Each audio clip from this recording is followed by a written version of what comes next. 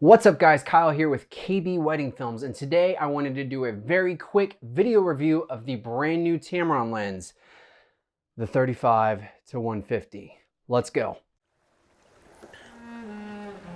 Sierra Jordan, I've been thinking and dreaming of this day for a long time. 8 years have flown by and we can finally say we made it. We beat the odds and we did it together. I've watched you love her since the moment you came into her life. I see how you look at her, appreciate her, and understand her. I love you so much, and I am so happy you are officially part of the family, even though you have been a part of it for the last 8 years. Sierra, I can remember the first time I met you with Tristan. He would not shut up about you. But on a serious note, thank you for looking out for Tristan. We all know how hard of a job that is to do.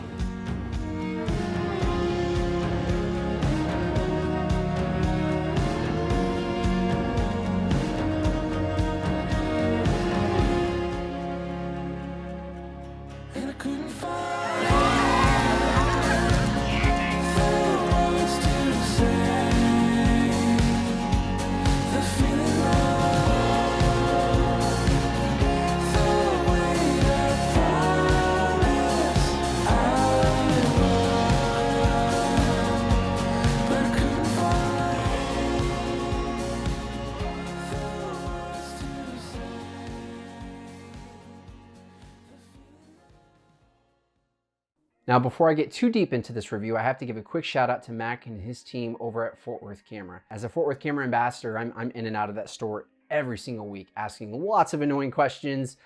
So thank you guys, and thank you for making sure that the best available is almost always available at the store. Now, when it comes to the Tamron 35-150, I'm going to be 100% honest with you guys. There is not much I don't like. I mean, look at this footage. I can't complain. I absolutely love it. Now, as a wedding videographer, there are several things that are important to me when considering a new lens or camera. And with the lens this big, my biggest concern was, will it balance on my gimbal? And I'm happy to say that with a Sony a7S III and a DJI Ronin S, now, the second thing that's important to me is going to be the autofocus. Does this lens work well with my Sony a7S III? I will admit, when you first zoom into that 150 millimeters, there's a little bit of focus hunting, but it doesn't take very long for the camera to achieve autofocus, and it locks on really well. So I don't have any complaints about the autofocus. I'm sure that Tamron will be releasing some updates to where it works even better. That's what they've done in the past, and so I'm not mad at all about the focus hunting. One of the questions I get asked the most about this lens is, how heavy is it? Now, it's not hard to do a Google search to learn that this lens is just over 2 pounds. But when you have it on let's say a Sony a7S III or an FX3, and you've got a small rig cage and it's rigged up, this lens can add quite a bit of weight to your rig. And I will admit, even on the DJI Ronin S, by the end of the day, if I'm still running on the gimbal, it does get a little heavy.